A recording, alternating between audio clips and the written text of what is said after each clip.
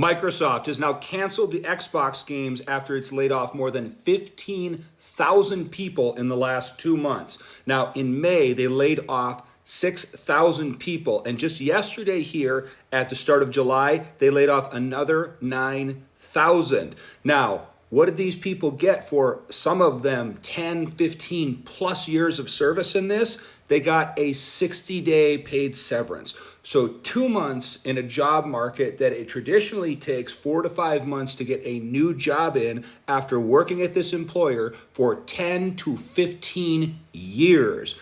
And if this does not show you and tell you that you always need to be leveling up your skills, side hustling, that you need to be building your personal brand, that you need to be building your network on LinkedIn, that you need to be going to webinars and conferences in order to make connections in your industry so that if one company starts to act stupid, you can bounce over to another company that has its stuff together. Now, Microsoft has about 220,000 employees. So this isn't a huge blip on their radar to lay off 15,000 people. And they'll say it was to cut middle management, and they'll say it was because they were going to use AI. But really, it's to make more money and to save more money for the company.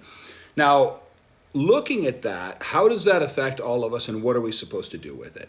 This, again, just goes to show you cannot look at your career as I work at this company and they just go to work and I do my 40, 50, 60 hours at this company and I go home and hang out with my family.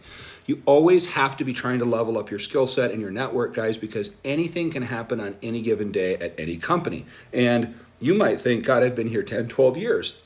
All of a sudden, somebody comes in one day, some consultancy efficient person and says, we don't need this whole layer of management and all these people are cut. Then often what happens is after they get that nice bump in their stock price because they have less headcount and less payroll, they will go for a certain number of years until they figure out they really do need these people and will start to hire them back after people start to turn over and leave very frequently because they know that there's no company loyalty to the employees.